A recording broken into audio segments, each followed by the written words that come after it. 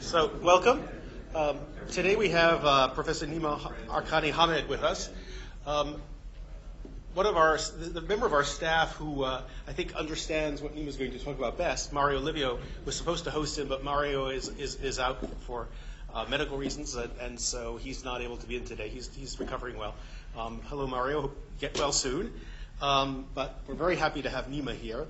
Nima did his PhD at Berkeley and was a postdoc at SLAC, and then went on to the faculty at Berkeley, Harvard, and then the Institute of Advanced Study in Princeton.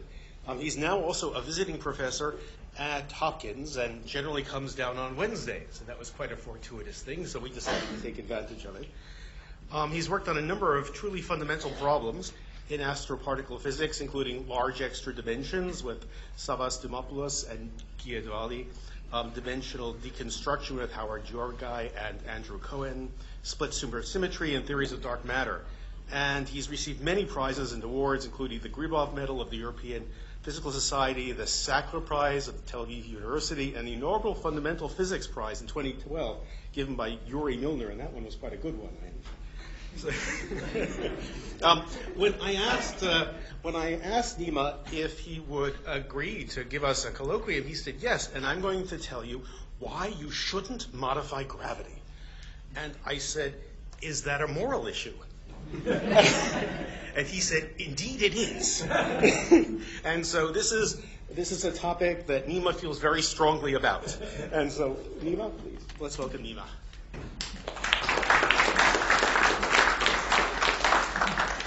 So it's a tremendous pleasure to be giving this talk. Oh, sorry, let me put on the microphone. Sorry. It's probably muted. Sorry about that.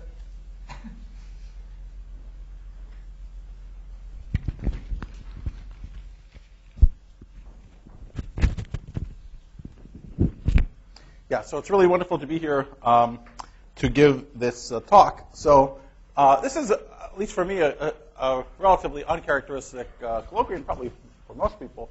I mean, normally you're talking about something you're busily in the middle of doing or working on, and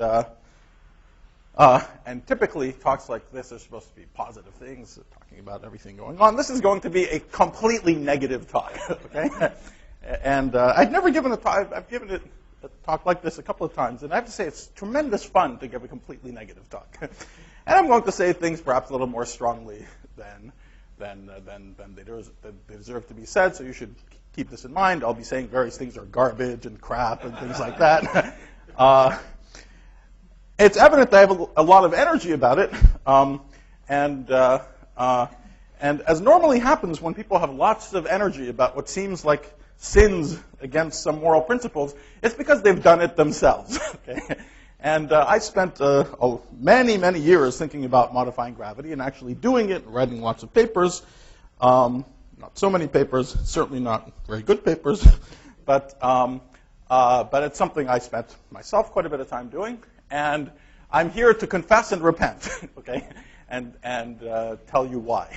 And I should hasten to add that when I'm talking about modifying gravity, I'm talking about modifying gravity at large distances in response to the fact that you all know very well that while everything seems nice and normal and fine with gravity at scales of the solar system, bigger distances and so on, as we go to astronomical distances, everything looks screwy, right? So we have flattening galactic rotation curves, we have the accelerating universe, and the conservative interpretation of these things is to assume the presence of dark matter and a cosmological constant or dark energy or something.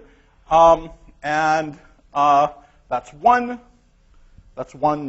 obvious approach, but one could also imagine that these things are an indication that there's something wrong with their understanding of gravity on large scales, and perhaps one should attempt to modify gravity at long distances. So that's what I'm talking about. It's modifying gravity at long distances. So let me actually, so here's an outline for what I want to talk about. In order to tell you why it's hard to modify gravity, I'm going to spend a little bit of time in the beginning telling you about something that's been very well known to theoretical physicists for the last 30 or 40 years, but I think has not quite percolated out into the wider collective conscious of physics, which is that the reason why the world around us is the way it is, the reason why in particular we have gravity described by general relativity and so on, has nothing whatsoever to do with aesthetics or beauty or that nature loves geometry or anything like that. It's completely inevitable. The structure of, in fact, it's not just gravity, it's everything we see around us. The structure of the world at large distances is almost completely dictated by the laws of relativity and quantum mechanics. And in particular, the structure of gravity is inevitably forced on us by the presence of relativity and quantum mechanics. Things like the equivalence principle, falling elevators, all that wonderful stuff, completely not needed once you know about relativity and quantum mechanics. Everything is inevitably forced on you. Okay? It's a deep and wonderful fact which shows you exactly the straitjacket we're in trying to do anything differently. And this is really, I think, a first in the history of physics, that we understand things so well that almost everything about the gross features of the world at long distances, there's no choices to. Okay? So that's something that I want to sketch the structure of that argument. These are arguments that go back to people like Steve Weinberg in the late 1960s, and I will recapitulate some of them. There are more modern ways of saying it and slightly deeper ways of saying it, but I'll actually talk about it in exactly the language that Weinberg talked about. Then I want to talk about what's essentially the dominant motivation, at least for a theorist, to imagine modifying gravity at large distances, and that's the famous cosmological constant problem.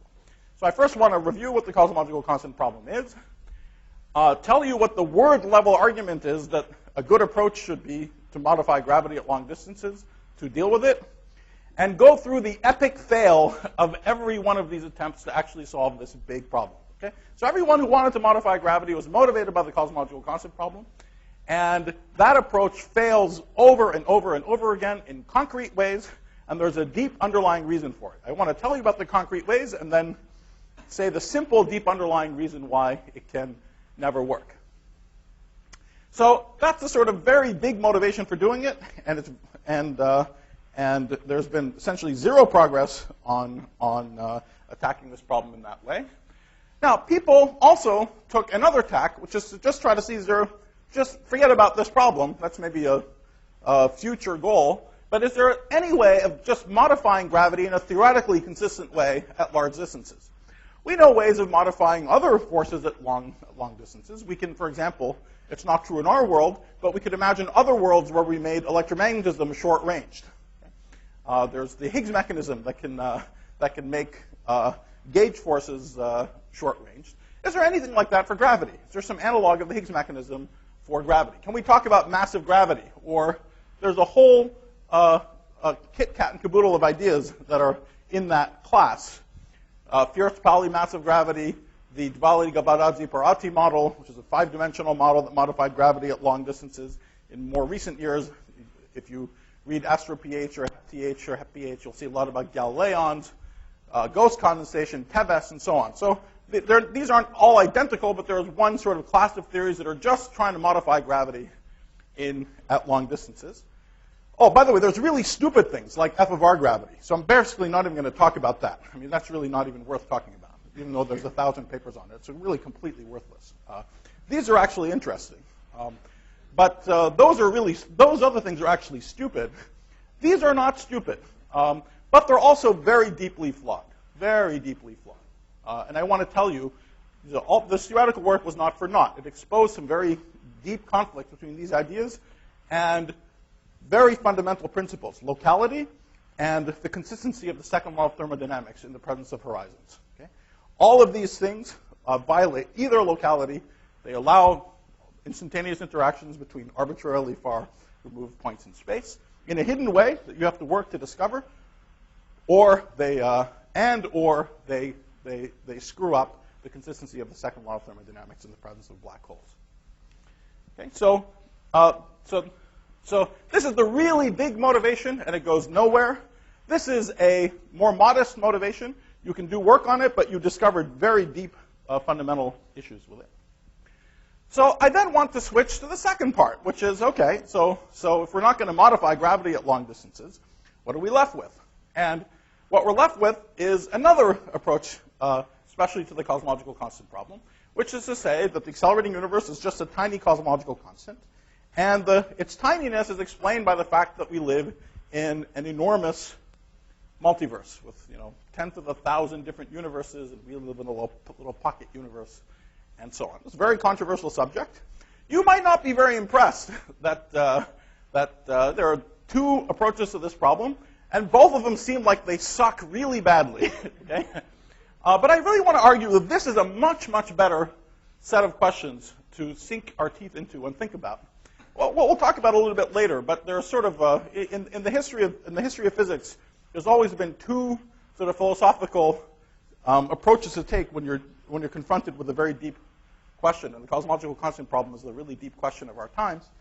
And the question is whether to be, you always have to change something, but the question is whether to be radically conservative or conservatively radical. And the good answer all the time has been to be radically conservative over and over and over again.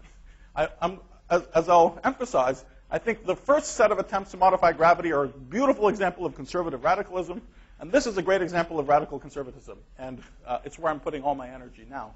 And I want to tell you why and some sort of strategies, at least theoretical strategies, for trying to make better conceptual sense of this story. We're absolutely in the middle of a morass. I don't want to underemphasize that point, but I think the solution to the morass lies in trying to make sense of these ideas.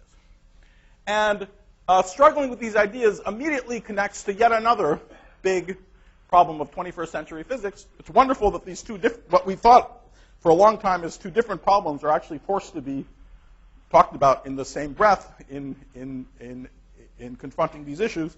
And that has to do with the fact that space-time doesn't really exist, and we have to understand where space-time comes from for more basic building blocks. I emphasize time here because it's really the emergence of time which is the biggest stumbling block. And finally, I probably will have very little time for this. And if any of you came to the colloquium I gave in the physics department back in the fall, I talked about this at a lot more length.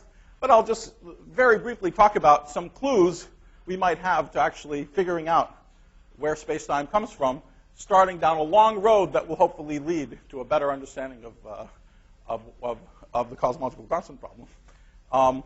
But that has to do with the fact that without even modifying gravity or even the other forces we know of, the Yang-Mills forces, forget about modifying them. It turns out that just studying them in the structure of general relativity are some incredible, very deep, very hidden structures, just theoretically, that could be discovered just by studying solutions of these of the equations, which have come to light in the last 5 to 10 years, which are, I'll show you some of them. They're absolutely astonishing.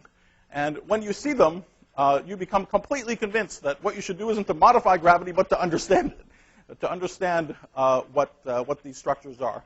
And as I said, hopefully start us on a road that will end with these questions, with a solution or better understanding of these questions. All right. So let's start with part one, which is to show that Yang-Mills theories and gravity are absolutely inevitable, that there is no other way the world could be other than to contain particles and interactions that we describe at long distances by gravity and Yang-Mills theories and the other particles that we know and love, although I'll just focus mostly on the forces. Actually, before I talk about the part of it which is inevitable, I want to stress again that when I'm talking about the inevitability, it's the structure of these interactions at long distances. Okay? The part where gravity certainly needs to be modified, almost no question needs to be modified, is at short distances. There is something wrong, famously wrong, with gravity at short distances. I'll just review these arguments very quickly. So we know that gravity is an incredibly weak force at very long distances. The force between two electrons, the gravitational attraction, is 42 orders of magnitude weaker than the electric repulsion, for example. But as you take this pair of electrons and you push them closer and closer together, well, you would think naively that both forces square like the inverse square law, so how can it matter? The ratio is fixed. And that's true at distances bigger than 10 to the minus 11 centimeters, which is the Compton wavelength for the electron. But when you push them closer to each other than 10 to the minus 11 centimeters, something new happens. The uncertainty principle forces you to put more and more energy in the region just to hold the electrons there.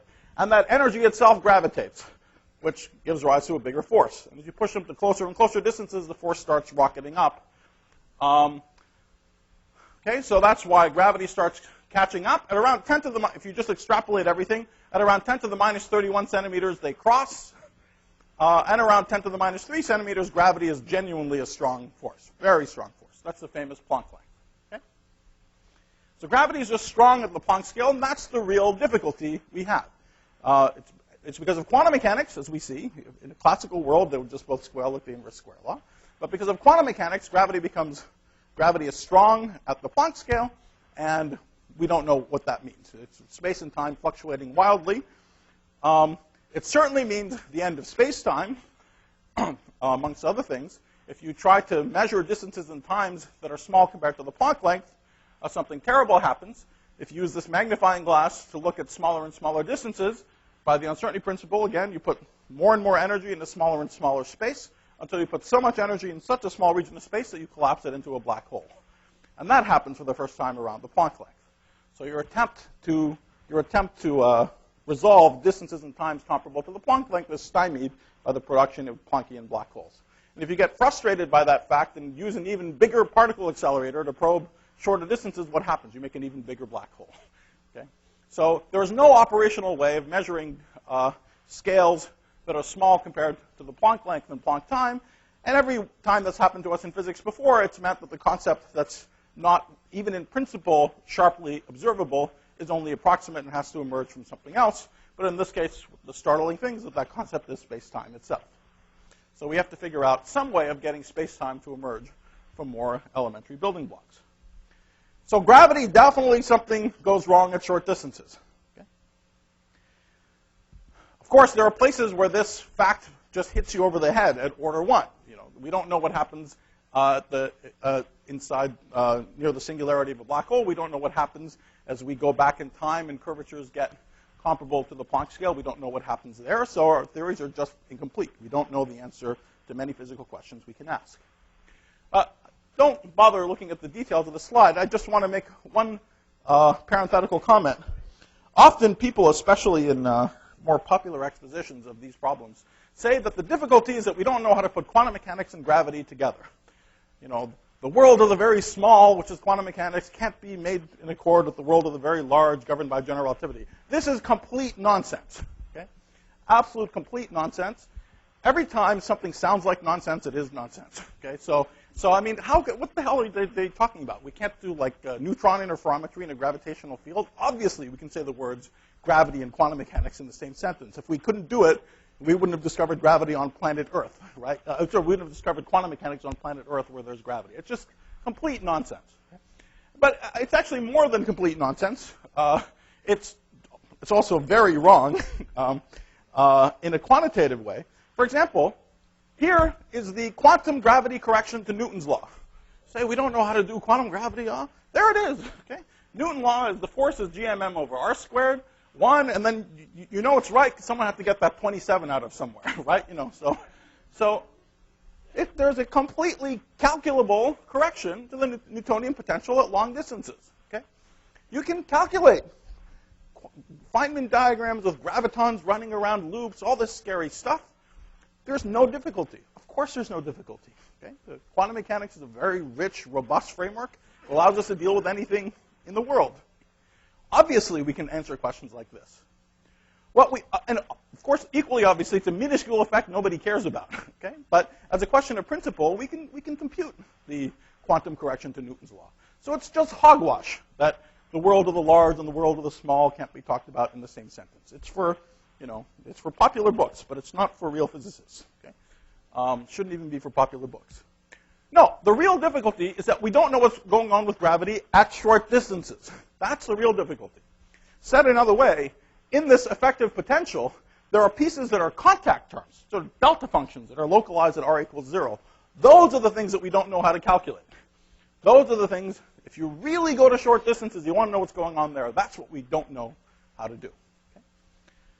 So that's just reviewing that there's familiar gravity, but at very short distances we don't know what is going on. So we need some replacement. Okay, but what about at long distances?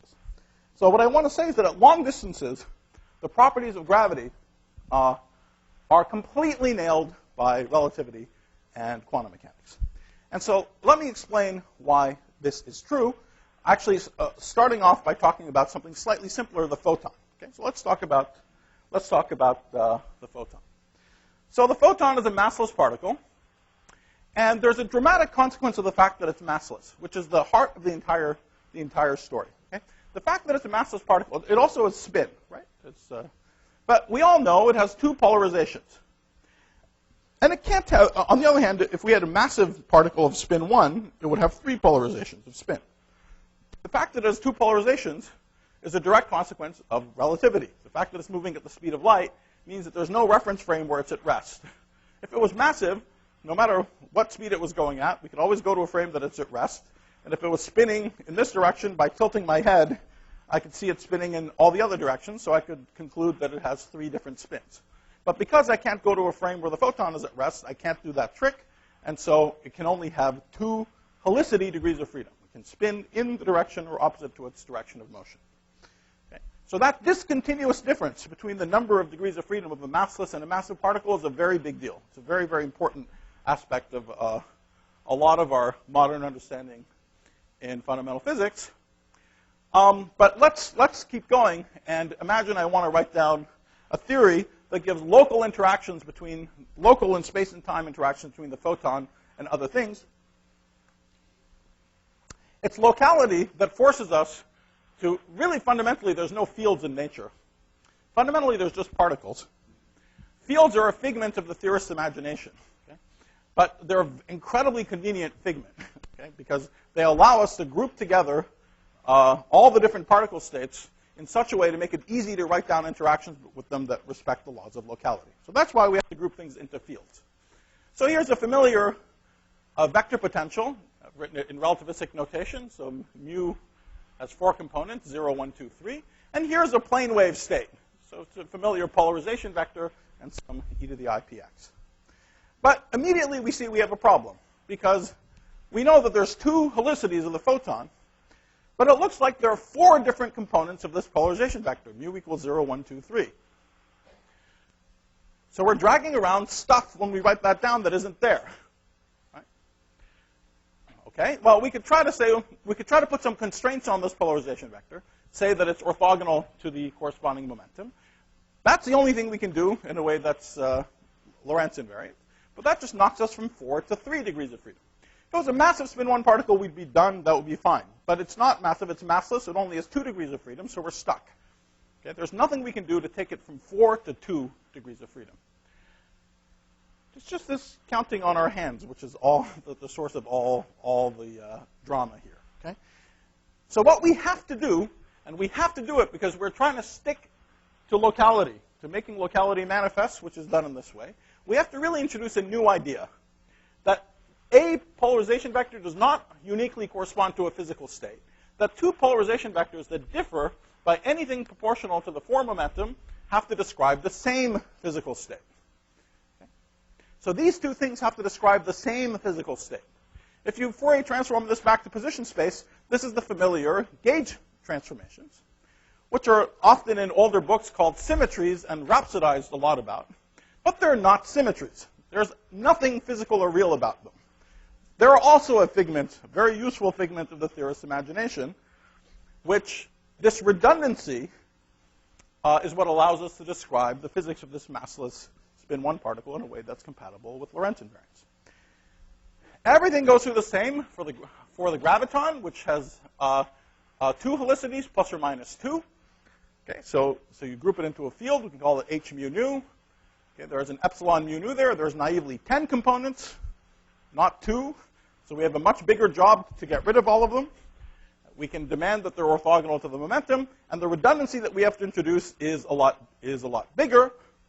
And back in position space, this looks like the familiar diffeomorphism transformations, or the linearized diffeomorphism transformations. But once again, Diffeomorphisms and general covariance are not physical things. They're a figment of our imagination, which is very useful for describing the physics of massless gravitons in a Lorentz invariant way. And there is real teeth to these facts that we can see in a variety of ways. But here's a particularly simple way, which was the set of arguments that Weinberg made in the 60s. As I said, in a slightly different colloquium, I could explain all of these things from an even more elementary starting point and get even more out of it. But for the purpose of this talk, these old arguments will suffice. So Weinberg asked the following question. Imagine you have any old sort of scattering process of ordinary particles. Okay? Some come in, some come out. And let's imagine some of them are charged, so they're going to couple to the photon. So imagine, if this process had some amplitude to take place, Weinberg asked, what's the amplitude for the same process to take place, but also to emit a photon? Okay? Now, you don't need to make any commitment to what the underlying theory is. If you're getting these from summing Feynman diagrams, whatever you're doing, the only interaction you can write down for this guy, you write down the biggest interaction you can there. The biggest interaction you can, obviously, has got to involve the polarization vector for the photon. And now, it has to involve the momentum of this particle in some way. Okay? It could have no powers of the momentum of that particle. It could only involve, maybe the momentum of the photon itself. Okay? It could have lots of other things. But the interaction that will be as big as possible and therefore survive at long distances and be the leading thing you can possibly have at long distances will involve the momentum of this particle. Okay? So no matter what I do, I could say that there's a strength of that interaction. I call that charge EI. And the leading possible interaction I can have is the momentum of I dotted into the polarization vector. Sorry, I should have said that Weinberg was interested in what happens limit as this amplitude goes to, as the momentum of the photon goes to 0. Okay, so physically, because it's a very low momentum, it's very long distances, so this hard interaction takes place, and then at very late times, a photon is emitted. Okay? So that's why there could be all kinds of complicated things going on in here, but those aren't going to contribute to the very, very low to the amplitude with very low photon momentum, because that's something that's happening at late times after the scattering has taken place. Okay, so I can write down that interaction, and everything else is, so this particle that was going along was nearly real. It's slightly virtual because the momentum of that photon is very low, and just a trivial little calculation tells you there's this factor, just p plus q squared minus m squared. M is the mass of the particle, just p dot q downstairs. Okay, so there it is. Very simple. In the limit where the amplitude for emitting a photon is the old amplitude times this little factor, summing over all the particles, the coupling, the charge, p dot epsilon over p dot q. That looks perfectly nice result, but now we have to pay the piper. Because remember, this polarization vector isn't defined all by itself. I should be able to shift it by anything proportional to the momentum of the photon. Otherwise, we're doing nonsense, right? Okay, that's in order, for example, for the answer to be Lorentz invariant. If that wasn't the case, despite appearances, the answer isn't actually Lorentz invariant. That means if I replace this epsilon by q, the momentum q of this photon, the whole answer should be 0. So you see, if I do that, if epsilon is q, I have a p dot q over p dot q, which cancels, and I'm left with a beautiful conclusion that the sum of all the charges has got to vanish. Charge conservation. Okay? So you learn that there's no way to have the photon coupled to stuff without having the charge conserved. And in fact, this generalizes if you have more than one spin 1 particle, you discover the only possible consistent interactions you can have are those of the standard Yang-Mills theory. With all the mathematical structures that come along with that, this group theory structure, all the rest of it, there's no choices there whatsoever. Okay? It's just all nailed by this physical consistency requirement. Let's move on to spin 2 particles. Everything is exactly the same. everything is exactly the same. The only difference is, because it's spin 2, I can have an epsilon mu nu. There's 2 indices there. And once again, the most leading possible interaction that I could have is if those are the momenta of the particles. Okay? So that's the interaction that's going to survive at long distances. For example, to mediate an inverse square law. Okay? And I haven't heard of the equivalence principle. I don't know this should be called gravity. I just know this is a massless spin 2 particle. So I allow myself any old interaction strength there. Okay? We happen to know that it has to be equal for all particles and all of that, but we don't know that yet here, right? Okay, everything goes through exactly the same, just a few more indices. So I have exactly the same sum, exactly the same P dot Q downstairs. These coupling strengths, P, P, epsilon. Now let me do the same thing. If I replace the epsilon with anything Q nu, I had better get 0. But now something a little different happens. Beforehand, I just got the sum of the E's had to be 0. Now we discover the sum of these constant K times the P's has got to be 0. Okay? It's charge conservation again, but the charge is the momentum of the particle. It's proportional to the momentum of the particle. All right, but now we're dead, naively, because we already know that momentum is conserved. So let's say that these constants were just random numbers. There's no way that I can have both the momentum conserved and 1/2 the momentum of the first particle plus 2 times the momentum of the second particle plus √2 times the momentum of the third particle be conserved. You can't have both of them be conserved at the same time. Okay? And unless the particles are at very specific angles, then you have to say that the scattering vanishes unless the particles are at very, very specific angles, which is crazy. Okay? So you learn that all these K's have got to be equal to each other. Okay? Just relativity in quantum mechanics tells us the principle of equivalence. This massless spin 2 particle must couple universally to every particle in the universe. Okay? And if you push this further, you learn not just this, but that the entire structure of all the interactions are just nailed by relativity in quantum mechanics. So that gives you an idea of the straitjacket we're in. Okay? Whatever the ultimate, I'm not saying we understand everything about the world, far from it. That will be the point of the rest of the talk. Okay? But whatever else is going on, consistency of Lorentz invariance in quantum mechanics forces the leading long-distance interactions of massless spin 1 and spin 2 particles to be Yang-Mills and GR. And actually, more generally, you can show that whatever the ultimate theory is, relativity in quantum mechanics tells us that at long enough distances, what we'll see describing nature are, to first approximation, massless particles that have these elementary 3-point interactions like we're used to having. And the only menu of spins that are allowed are 0, 1/2, 1, 3/2, and 2. That's it. So if you just hand a bunch of theorists the laws of relativity in quantum mechanics, they're competent. You lock them up in a room. You don't let them look at what the world looks like outside and just ask, what could the world look like? This is what they'd come up with. For a long time, all we had seen, and for example, they'll tell you the spin 2 is very, very special. It's unique. There can't be 2 of them. There has to be just 1 of them. It has to have universal interactions. It has to give you attractive forces between particles. It can give you orbits. Okay? That's all determined. And then things get a little less unique as you go down the line. Now, for a long time, all we'd actually seen there in nature were particles of spin 1/2, like electrons and quarks, 1, like photons and gluons, and the graviton. As of July 4th, we know there's 1 more. That's the Higgs. Okay? So it's a little odd that the menu of what nature can do and what nature appears to do didn't seem to be lining up with each other. But that's why, by the way, the proposal of the Higgs was a brave one. No one had ever seen a spin 0 particle in nature before, but it's allowed from the general theoretical arguments, and it's discovered. There's one last thing which is allowed but not discovered, which is this spin 3/2 particle. And its existence is in one-to-one correspondence with the idea of supersymmetry.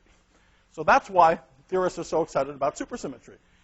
There's many other things that it could do, but the property that it has, it's the last thing nature can do. Okay? It's the last thing nature is allowed to do and can do at long distances that we haven't seen. We've seen everything else. It's the last thing that we haven't seen. I won't spend any time talking about that, but I just wanted to put the discussion we had a second ago in a slightly broader context.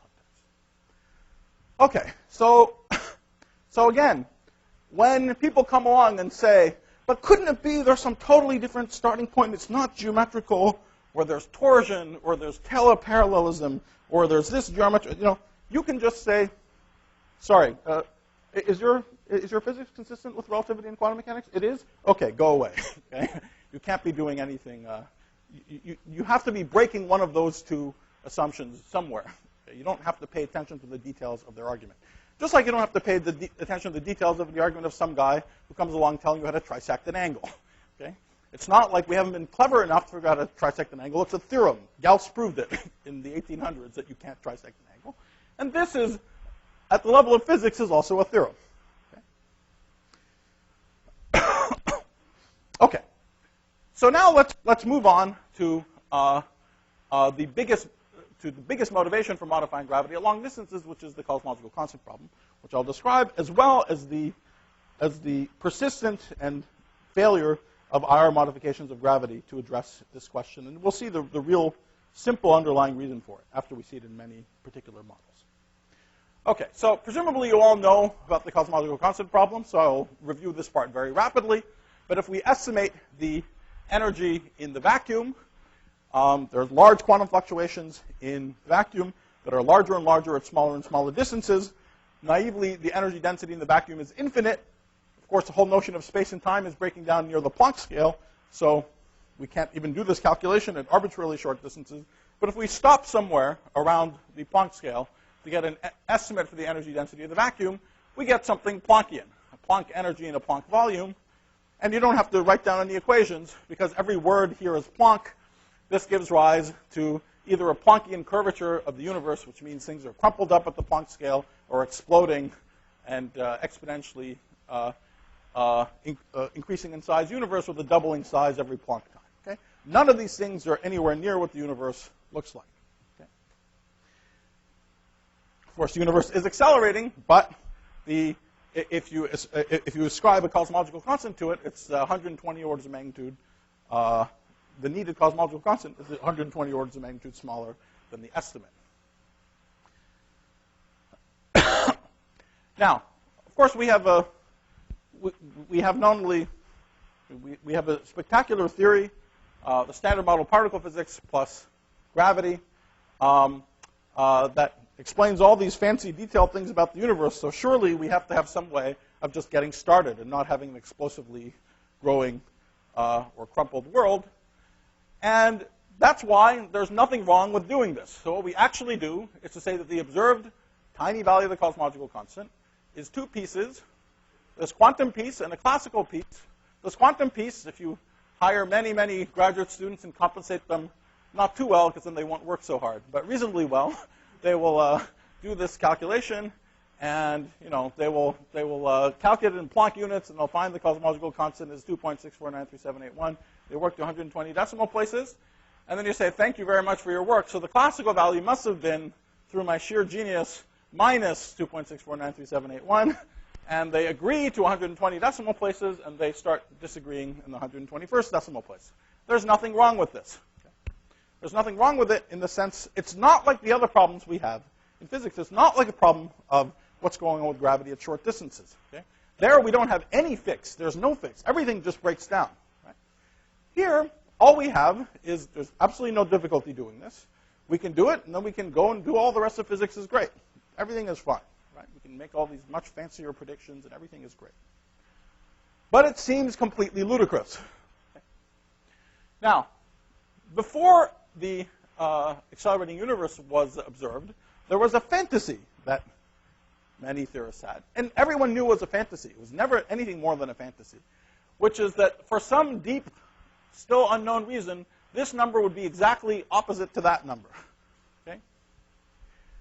It's a fantasy, but it seems at least roughly plausible that there might be some deep magical mechanism that we haven't thought about yet that will make them exactly equal and opposite to each other. The fact that they differ in the 121st decimal place makes that fantasy much, much less plausible.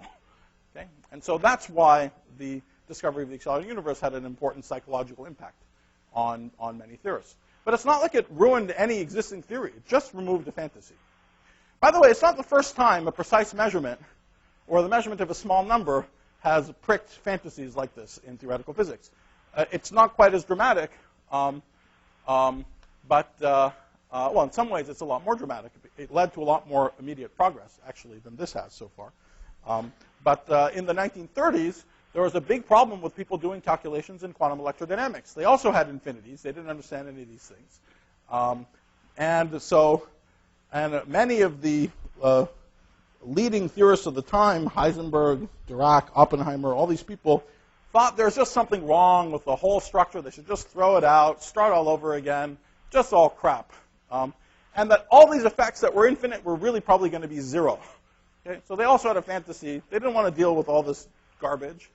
So they hoped that it would go away. It was the measurement of the Lamb shift and the measurement of the G-2 that showed that these effects were not zero. There were effects that were roughly of the size that you'd expect from these radiated effects. They were not zero, so you couldn't just hope they were going to go away. You had to deal with it. And there wasn't going to be some magic thing that solved all these problems. I said it's less dramatic in the sense that it was only a 1 part in 100 to 1 part in 1,000 corrections, not a 10 to the 120 order of magnitude problem. On the other hand, thinking hard about that problem led theorists in a matter of 3 or 4 years to figure everything out. I'm afraid it's going to take us more than 3 or 4 years to figure out the implications of this problem. Okay, so that's the cosmological constant problem. It's called fine-tuning because doing what we do is like going to a room and seeing a pencil standing on its tip in the middle of a table and having it balanced to a vertical accuracy of 10 to the minus 120 degrees. It's possible. It's definitely possible. But if you saw something like that, you would wonder maybe it's hanging from a string from the ceiling. Maybe there's a little hand holding it up. You would look for some mechanism. You wouldn't probably you wouldn't just accept that it is the way it is. On the other hand, if you notice that surrounding the pencil were like a ton of bombs, such that if the pencil hit them, all the bombs went off and it would destroy everything, then you might start wondering about a different kind of explanation. There are many, many, many rooms like this with pencils in them. And in most of them, the pencils fell, and then everyone was dead. And the very fact that you weren't dead and seeing the pencil was, it had to be, right? So that's another kind of explanation that we'll come to, okay? When you call it the multiverse and eternal inflation, it sounds fancier than when you call it that. It's really the same thing. Okay? All right. Okay. So, but let's pursue the first kind of idea, some mechanism, something to hold up the pencil. And actually, I didn't even mention it here. I realize, so let me just mention the most obvious thing right away, which is that there's a scale associated with the cosmological constant. It's around as an energy scale. The scale's around a millimeter, 10 to the minus 3 electron volts. And so the most obvious thing would be that there's some kind of new physics at the millimeter scale. Okay? So that when we do this estimate of the vacuum energy, not only don't we stop at the Planck scale, but something changes the argument at around a millimeter. And the problem is we just did the experiment. There's nothing new at a millimeter, so we can dispose with that possibility. Okay? There's an analog of this problem in particle physics, the famous hierarchy problem, where the scale at which things would have to be cut off cannot be dispensed with by that experiment that we just did with our eyes. Okay? The relevant scale is around hundreds of GeV to thousands of GeV, which is why if that problem has a solution of this holding the pencil up with a little hand away, it should show up at the LHC. But the analog of that sort of solution just does not work for the cosmological constant problem. Okay? So here's a new great word level idea. To modify gravity at long distances somehow. Say, no, it's not that the vacuum energy is small. The vacuum energy is what it is by some normal particle physics scale. Maybe the Planck scale, maybe smaller than the Planck scale, but still much larger than the millimeter scale. But gravity is modified at long distances such that for ordinary stuff, there is something different about this vacuum energy. It's the same everywhere, right? So maybe you can modify gravity such that this contribution, which is the same everywhere, doesn't act normally. It doesn't gravitate normally, while other stuff does gravitate normally. Okay? So that's the word level idea. You want to degravitate vacuum energy. Okay? Modify gravity in such a way that vacuum energy is degravitated, but not other kinds of mass and energy are not degravitated. Okay? So that's a fine word level idea. But the task of the theoretical physicist is to turn word-level idea into equations and see if it's possible. 99.9% of word-level ideas cannot be converted to equations, and that's the problem here. But you can try. That's what we're going to do. So the challenge, as I said, is to do that while keeping matter and radiation and everything else normal.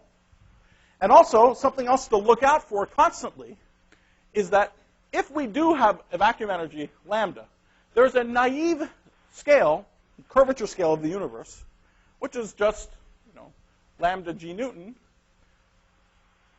That's the scale where we would expect there to be some kind of curvature, right? So the difficulty, let's say we have a vacuum energy of set by the hundreds of GeV scale. That curvature scale would be around a millimeter. Okay? The problem is that the universe is not curved on the millimeter scale, right? But the thing to watch out for is that if we're modifying gravity, we want to make sure that the scale of modification is not also this scale, right? It would do no good to come up with a theory where the vacuum energy is hundreds of GeV, and the universe is flat. It's not accelerating, but gravity is modified on the millimeter scale. So it's different and distances much bigger than a millimeter. That would be no good, right? So we have to make sure that there's a big separation between the scale where gravity is modified and this naive Hubble scale. Okay? That's going to kill a lot of these ideas. Okay, but let's start. Okay, so one idea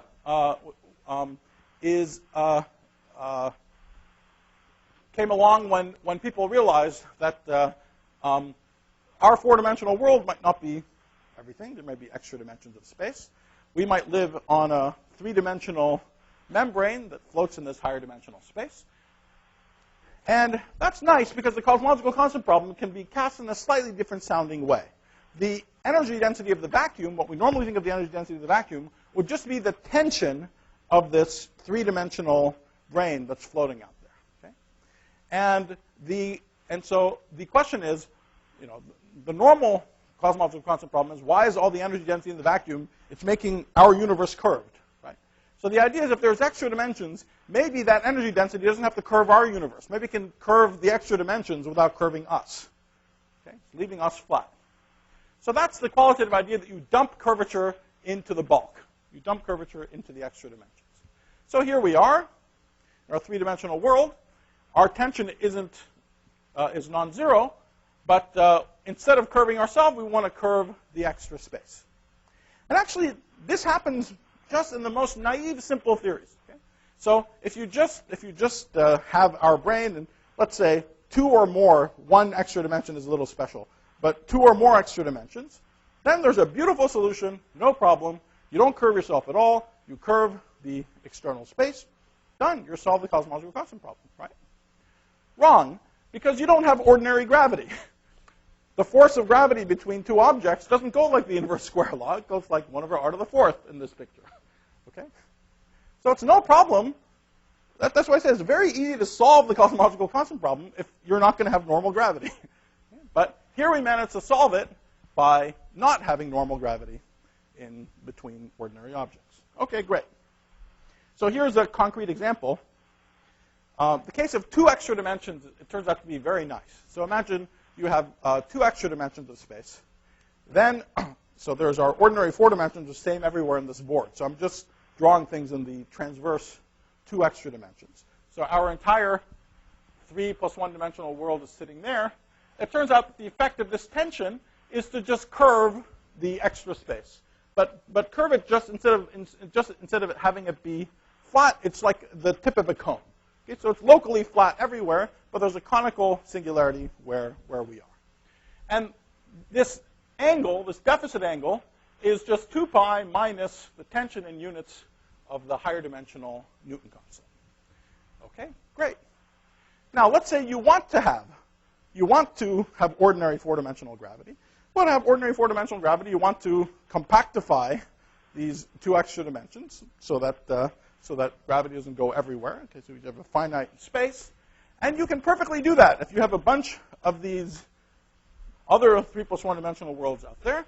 But remarkably, what you find is in order to be able to close them up, you have to have the sum of the tensions plus a curvature energy equals 0, That's exactly the fine-tuning for the cosmological constant. Okay? Precisely the fine-tuning for the cosmological constant. So you have not one iota.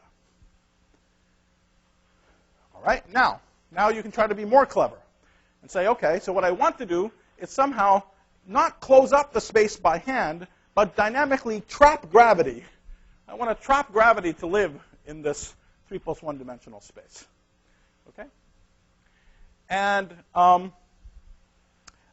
so the first idea along these, roughly along these lines, not motivated by the cosmological constant, was the work of Randall and Sundrum that showed that it was possible, if we just had a space with negative curvature, this anti-de Sitter space, and an ordinary 3-dimensional brane here, to, in some sense, trap 4-dimensional gravity to our brane. And it seemed in the beginning that there was something exciting and new about these ideas, because there seemed to be this whole tower of seemingly massless graviton-like modes. And every time you see a whole tower of very light modes that are somehow not causing you lots of trouble, it seems like it might give you loopholes to usual arguments for the cosmological constant problem. So people were, in the beginning, excited that maybe these models offered some new approach to the cosmological constant problem. In fact, you can compute that while the leading force looks like the leading force is ordinary Newton's law, that all of this mysterious stuff gave rise to a correction to Newton's law that looked like 1 over r cubed. Okay, so 1 over g Newton over r cubed. Interesting, mysterious correction. Unfortunately, these theories are not interesting or mysterious. They're fully equivalent to ordinary 4-dimensional theories. Okay? And this whole setup with an extra dimension and all the rest of this is just exactly the same. It's one of the great discoveries in theoretical physics of the last 15, 20 years, is this correspondence between gravity in theories with 1 extra dimension in these anti-de Sitter spaces and good old-fashioned 4-dimensional physics. In fact, all of this Randall-Sundrum setup is completely equivalent to a completely ordinary 4-dimensional theory of gravity coupled to some massless matter. Okay? And in fact, this correction, due to all that exciting stuff, you may recognize, if you remember the 3rd slide of the talk, that's exactly what the correction to Newton's law in our ordinary world looks like. We had a 27 g Newton over, it was exactly this 1 over r cubed correction. That's just because it's just ordinary massless stuff. Okay, so there's nothing interesting here. There's a lot that's theoretically interesting, but there's nothing interesting in attacking the cosmological constant problem. All right, one more step. Okay, so you want to do something that's even more exotic, which doesn't have this kind of interpretation. And this was these beautiful ideas of Diwali. All these ideas were beautiful, and they all have other applications. They just have nothing to say about the cosmological constant. So there's ideas of Diwali, Gabbaradze, and Parati. Once again, we live on a brane that lives in higher dimensions. But here we really trap gravity to our brane in a somewhat more interesting way. There's an action with an effective Einstein-Hilbert term, which is huge, that's localized to our ordinary 4-dimensional brane. But at large enough distances, the ordinary gravity in 5 dimensions dominates. And so you have this interesting phenomenon. The gravity at short distances looks 4-dimensional, and at very long distances looks 5-dimensional. And there's again, this isn't very important in detail, but there's 2 pieces to what would look like a graviton propagator, a 4-dimensional piece and a 5-dimensional piece. And at high enough energies, short enough distances, this piece wins. At long enough distances, that piece wins. And there's a crossover scale that's just given by the ratio of the Newton constants in the 4 and the 5-dimensional senses. Okay? So now, this picture in the beginning only made sense if the tension of this brane is 0. So again, they were fine-tuning for the cosmological constant. But you could hope that something like this would work. So the idea, again, is, so let's say we go back to a picture like this.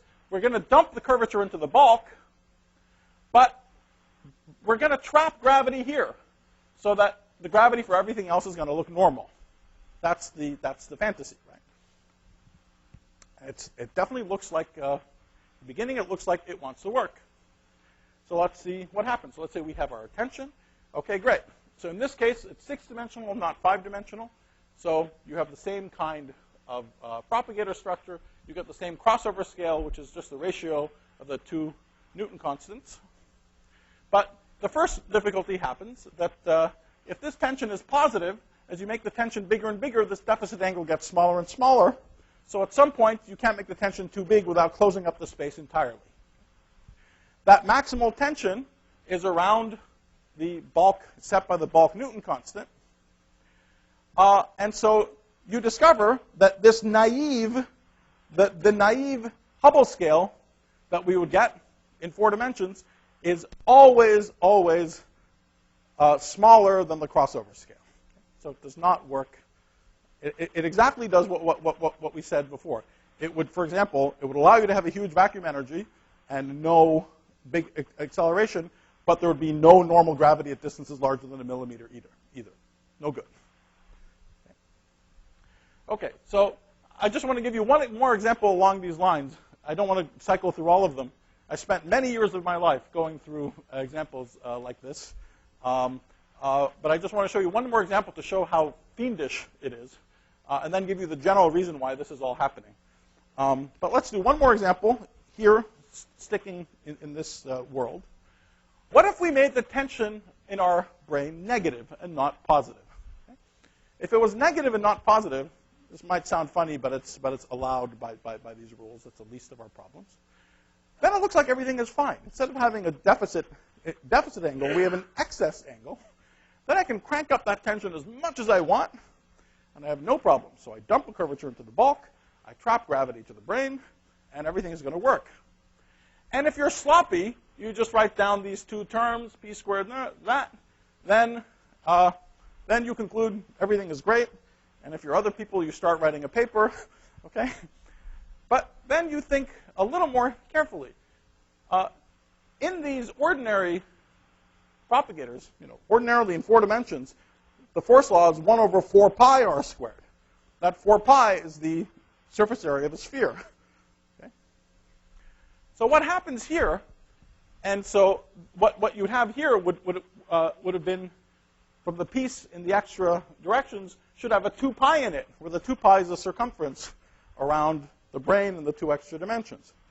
But what happens as you start making the tension larger and larger is this excess angle changes the circumference of the unit circle. Instead of being 2 pi, it starts getting bigger than 2 pi. And in fact, when the tension becomes large, this new piece, which is the magnitude of the tension in units of the 6-dimensional Newton constant, dominates. Now you work out what the crossover scale is from going from 4 to 6-dimensional behavior, and it's precisely the naive Hubble scale. So again, it doesn't work. Again, this would modify gravity at a millimeter, and you'd have no ordinary gravity at distances bigger than a millimeter. Okay? So this happens in model after model after model. And why is it happening over and over again? It's a very simple reason. Very simple reason that we actually all knew in the beginning when we started working on these things. But you always think you just might discover some loophole. And so it's useful to go through 10 or 20 examples, see the same problem happening again and again, to realize that there's the same basic mechanism at work. The problem is relativity and causality. The problem is that at word level, you might want to say that you're modifying gravity at long distances, but in relativity, there's no distinction between distance and time. Okay? So the real difficulty is that there's no way to modify gravity in a causal way that can possibly solve the cosmological constant problem. Let me say it in a cosmological language. Let's say just in an FRW universe, you want to say that somehow we want to get rid of the vacuum energy part of the energy and momentum. Okay? So there's the energy momentum tensor, a rho, and pressure. So we want to say there's some magic mechanism that's going to remove the vacuum energy part. What's the vacuum energy part of that guy? Which part of the energy momentum tensor is the part? You say, it's a part that's proportional to g mu nu, right? Okay. But how do you select that part out given a rho and a p?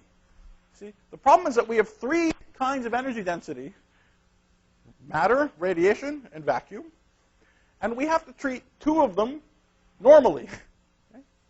and only the vacuum energy differently. There's nothing you can do. There's no combination of rho and p that you can take and say, this combination doesn't gravitate, which doesn't screw up either matter or radiation as well. If you're going to demand that you're not going to screw up matter and radiation, there's nothing you can do. There's one thing you can do. There is one feature of the vacuum which is different than matter or radiation. As the universe keeps expanding, matter and radiation go to zero, vacuum energy remains. So what you can do is say, degravitate the part of the vacuum energy which survives at infinitely late time. That's not very causal, right? It's saying that you have to modify what you have here by knowing what's going to come in the future. Okay? So if you want to allow yourself to break causality, be my guest. But that's what you have to do. There's no causal modification that can possibly work. All the pictures that we drew were obviously causal pictures, and so none of them can work. Okay. Let's skip that. Can I have 10 more minutes? Okay, thanks. So that's the review of the attempts to modify gravity at long distances motivated by the cosmological constant. I now want to talk about the somewhat less ambitious but still interesting seeming ideas of somehow trying to see if it's at all theoretically possible to modify gravity at large distances. So there's various versions of the idea of massive gravity, okay? And what is wrong with them. Okay. And the difficulty has to do with something I alluded to already. There's a discontent. You can't just say, let's make gravity a little massive, and that's just going to make things a little different. Okay? The difficulty is, again, relativity. We saw already there is not a little difference between massless and massive particles. A massless spin 1 particle has 2 helicities. A massive spin 1 particle has 3. So the second you say something is massive, there's extra degrees of freedom you need to be talking about, the extra polarizations. Okay? Similarly, a massless spin 2 particle has 2 degrees of freedom. A massive spin 2 particle has 5. So you're adding extra degrees of freedom. Every modification of gravity adds extra degrees of freedom. Okay? Every single one. And in all cases, all the models I talked about, everything. And in all cases, there's actually a new scalar degree of freedom. At least one, which is, in the little example that we just went from massless to massive, it's just the spin 0 mode. Okay? There's a spin 0 mode, there's a spin 1 mode, and the spin 2 mode. It's a spin 0 mode. It's the most longitudinal mode of the graviton. Okay? So every modification of gravity adds a scalar field. And that scalar field has some coupling to matter, to the trace of the energy momentum tensor with some coefficient. Okay? All right. So of course, anyone who's tested GR is familiar with these modifications of gravity since the 1940s and 50s. These are the most boring things in the world. You just add a scalar field, Brans-Dicke theories. So we've been talking about these things since time immemorial. Right? And I also don't want to have a semantic argument about what is or isn't modifying gravity. The physical question is, as the planets go around each other, do they go around each other the way they did before or not? Is there something different? Right? So here there would be something different. Changes the bending of light, for example, and so on. Okay? So it's modifying gravity in a very boring way, we would agree, a way that we've understood for a long time. But there it is. And in fact, you can really talk about the modifications of gravity that have been discussed in the literature in the last decade and group them in 2 categories. So first, there are the scalars that have this coupling to the energy momentum tensor. And if the size of that coupling is of order 1, if it's really gravitational in strength, then also for 40 or 50 years, we've ruled these things out. Okay? We've ruled them out because they don't, the Newton constant you infer from the bending of light is not the same as the Newton constant you infer from the Cavendish experiment, okay? Or by measurements of G between non-relativistic objects. So you could say that the strength of the interaction is 10 to the minus 4 or smaller compared to gravity, and then it's fine, they might be there. But they're clearly not very interesting. They obviously have nothing to do with the cosmological constant problem. They're also not very particularly interesting. Okay? So this class, I would say, is boring. The boring things where all you have is a scalar, nothing else. And either it's pretty boring and ruled out, or it's really very boring by making this coefficient less than 10 to the minus 4. Okay? By the way, I said it in the beginning, I'll say it again. The f of r modifications of gravity, where you just add functions of r to the Lagrangian, are of this category. Okay? There are just theories where you add an extra scalar field very thinly, very, very thinly disguised. Okay? In fact, not disguised at all, but anyway. So they're just adding a scalar field, and then they just have to do machinations to make this true. So there's nothing new about these ideas whatsoever. Okay? Let's forget about them. The more interesting ones are where the scalar field has more interesting properties. And these are the things that have been explored in the past decade or so. And it all has to do, one way or another, either in the context of ordinary Lorentz invariant theories, they have interesting nonlinear self-interactions. If these scalar fields have interesting nonlinear self-interactions, that can change the actual physics you get from them in a qualitative and very interesting way. That's what happens in massive gravity. So it's surprising. You might think that you're modifying gravity at distances of order Hubble, but it turns out in all of these theories, there are nonlinear self-interactions that have to do with scales that are much, much, much smaller than Hubble.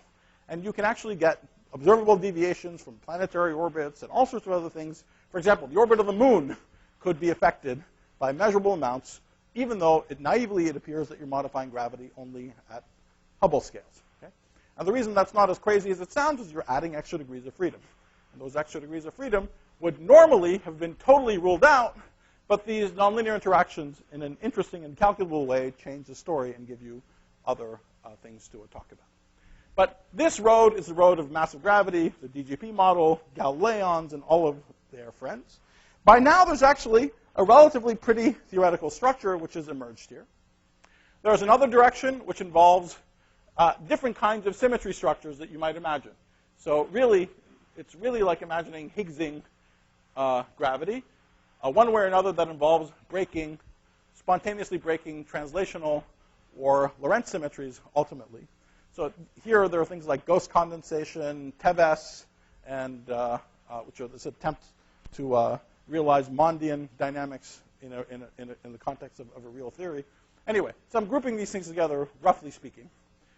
And as I said, they're not obviously stupid, but all of these ideas have some deep conflicts with locality and thermodynamics, which people have found. So let me just very briefly tell you how it works. So these, in this first class, you have ordinary Lorentz invariant theories, and it turns out that for good symmetry reasons, there's a universal structure for the nonlinear interactions that this extra scalar field can have. Normally, we just have a scalar field, but there is this leading trilinear interaction that you can have between them, and corrections there. In all of these models, massive gravity, DGP, Galileans, and so on, it turns out that all of them are governed by an interesting new symmetry that had been missed for a long time, a new possible symmetry that you could have, which is a symmetry which not only takes a field and shifts it by a constant, that just tells you that only differences in the field, the derivatives can matter, but actually takes the derivative of the field and shifts the derivative by a constant.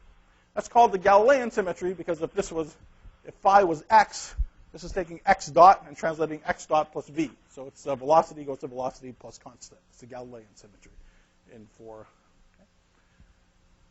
Okay, so it's not totally obvious, but that term is actually invariant under this symmetry up to a total derivative. And anyway, so there's a long story I could tell you about here. But the exciting thing is that scale lambda, if you're modifying gravity at the Hubble scale, that scale lambda is like 1,000 kilometers. Okay? So there are some new physics happening at the 1,000-kilometer or larger scale associated with this extra degree of freedom. And if you're very naive, you'd say it's dead. It's dead because it's like all these other things that have been dead for a long time. The bending of light by sun will be all wrong, and it's all screwed. Except that the nonlinear self-interactions do something very interesting. They screen the sourcing of this field. Okay? So if you have the sun sitting here, you would naively think you're dead at distances larger than 1,000 kilometers. You're dead by just the gravitational length, by the bending of light by sun. But you're not, because these nonlinear interactions, at very long distances, phi goes like 1 over r, like you would expect. But before it gets too big, the nonlinear interactions kick in, and they shut it back down again. Okay? So this is really what it looks like. And it's really calculable. There's some interesting classical nonlinear dynamics. People have lots of fun exploring it. This is what gives you an interesting effect for the moon, okay? That you can measure with laser lunar ranging. So that's all great. But what was noticed not so long afterwards is exactly associated with that fact is another plot. Here is the speed of propagation in the background of the sun.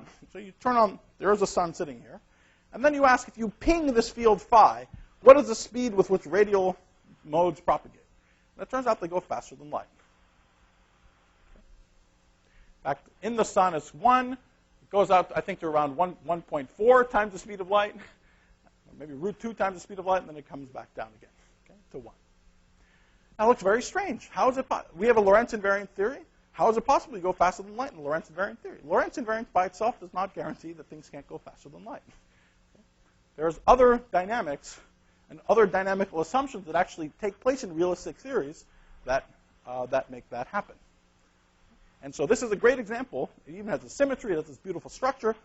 But the superluminality is, in fact, hardwired and is in one-to-one correspondence with this beautiful structure that makes it all happen to begin with.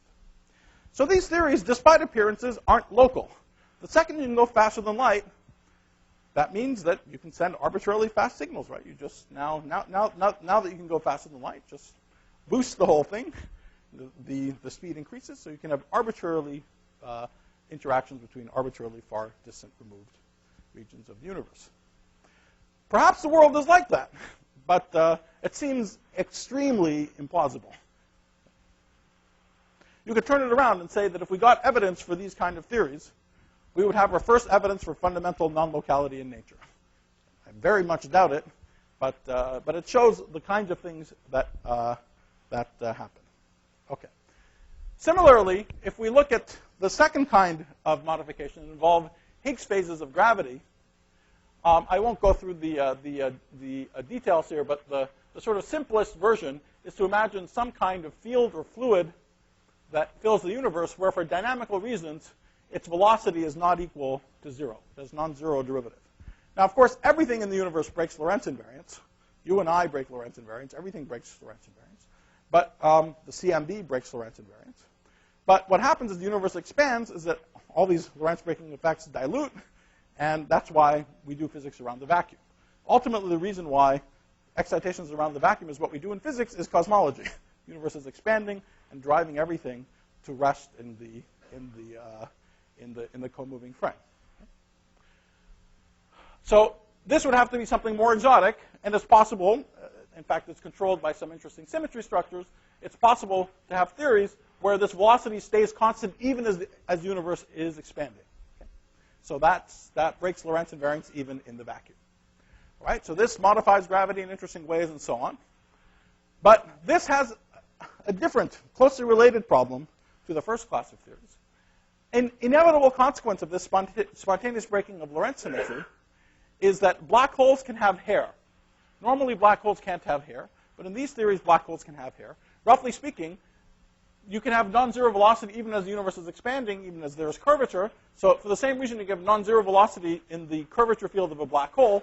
And so it just looks like this fluid is constantly, whatever it is constantly falling into the black hole. Okay? So you can have non-zero gradients of these scalar fields as they fall into the black hole. And that makes it logically possible to imagine that this is, there's many ways of showing a problem. I'm showing the simplest one. If you imagine that this is coupled to two different fields, A and B, and is coupled to them in different ways, because the gradients in the neighborhood of the horizon are non-zero, it can mean that the different particles A and B have different speeds of light. And that means that they'll have different horizons. Okay? Now you're dead, again. You can't have a black hole with slightly different horizons for different particles. The reason is that makes it impossible.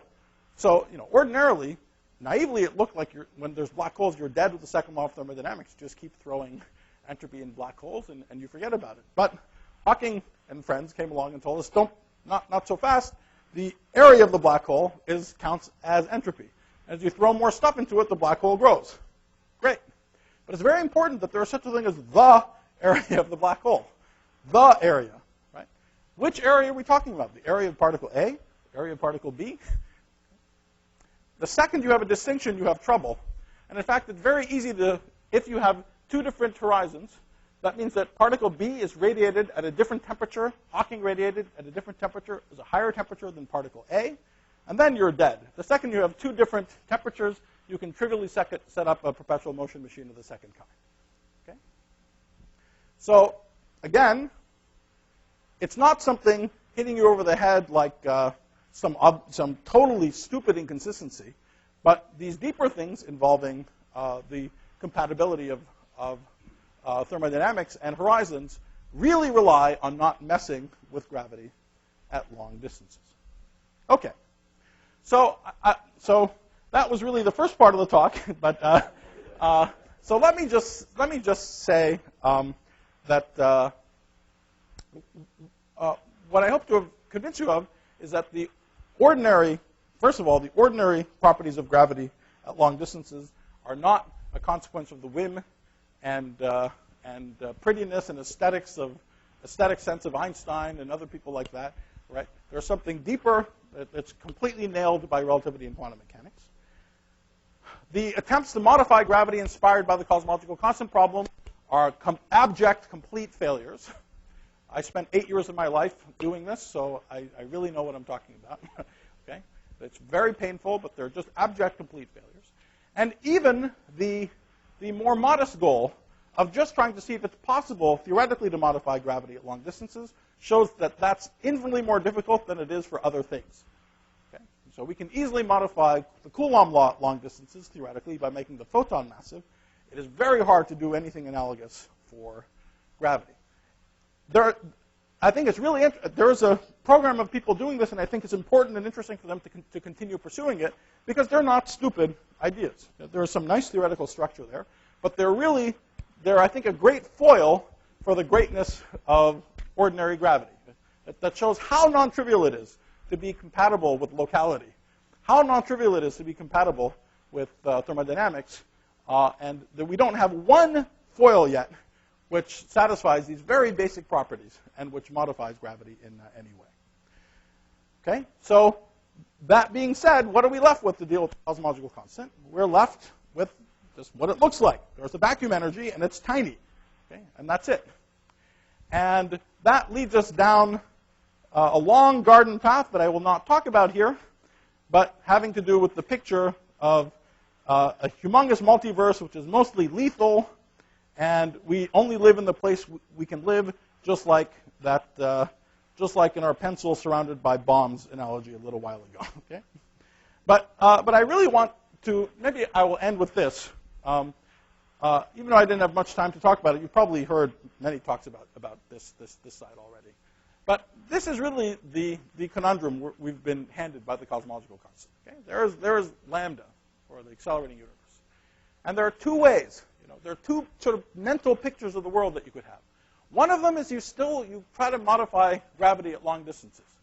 And if you do that, this is the kind of picture you end up thinking about, spending your days thinking about. There's 7 extra dimensions, and there's a brane here, and there's a DGB term that localizes here, and there's another one that's orthogonal to it, and we're stuck at the intersection between them, and all somehow magically works. Okay? That's clearly crazy. Okay? Or it's just a cosmological constant, but at very long distances, there is this multiverse, 10 to the 1,000 different universes. The parameters take slightly different values in place to place to place. We live where we can live. That's also crazy, right? These things are both crazy. That's the situation we're in. We have to pick between these two crazy directions. But as I said right at the start, I think I chopped it off somehow. Oh, no, here it is. This, I think, is conservatively radical. Now, conservative radicalism means you take the assumptions you have, right, and you say, I will now bravely say that the world isn't Lorentz invariant. Ha-ha! Look at how smart I am, and how fearlessly I challenge Einstein. There's no Lorentz invariance, okay? Or you cross off the assumptions that you've been handed and you try to monkey with them in some way. physics has never worked this way. Okay? And somehow, even though we've had many revolutions in the history of physics, they have never had this stupid element that just something before was just wrong, just badly wrong. The last time I think we were badly wrong was maybe Ptolemy. And Ptolemy wasn't even all that wrong. Okay? Things never work that way, that the old progress just is trashed. In fact, always what happens is that you discover deeper principles that not only sort of that give deeper meaning to aspects of the theories before that looked funny or strange, right? Newtonian mechanics was improved by general relativity. Of course, it was there in a limit, but not just that it was there in a limit. It wasn't just that you took Newtonian mechanics and you deformed it in some random way. It explained the equivalence of inertial and gravitational mass, right? So there are funny features in the previous formalism that made sense.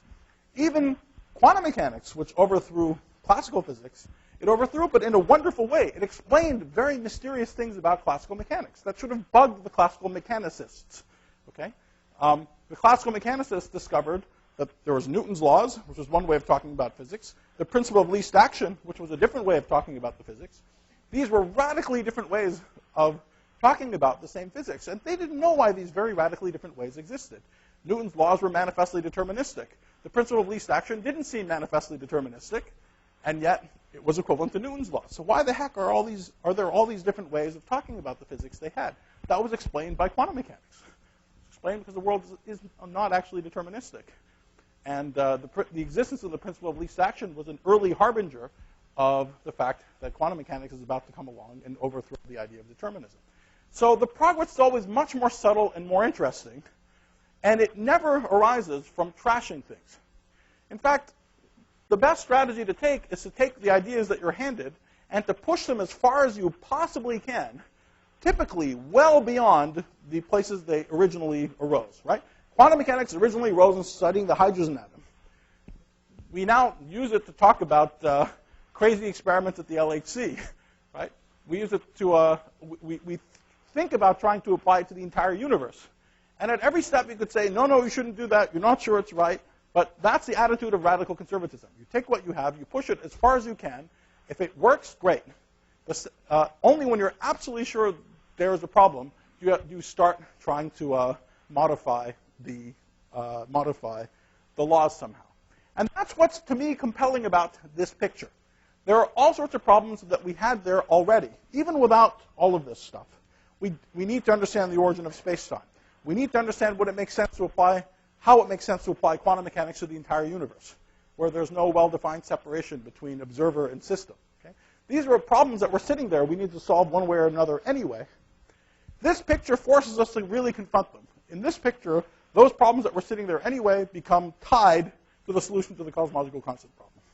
In this picture, those problems are sitting there and they have nothing to do with anything, but we have this crazy collection of brains and this and that, and what obviously looks like a Rube Goldberg contraption that hopefully isn't related to such a deep and beautiful question. So that's it.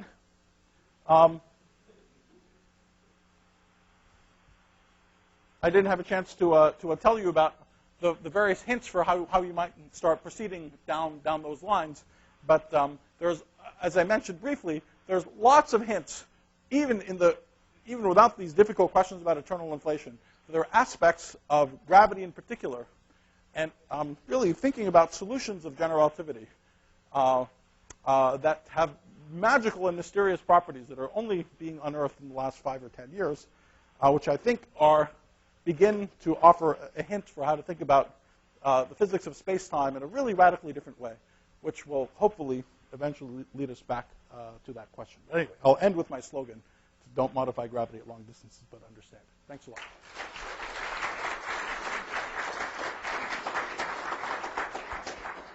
So it's late, and so what I suggest is that we don't have question and answers here, but you come join us for beer in Azafran, and Nima's going to join us, and we can all talk about this further over beer, which sounds to me like a great idea. So come join us if you'd like, and let's thank Nima again. Thank you.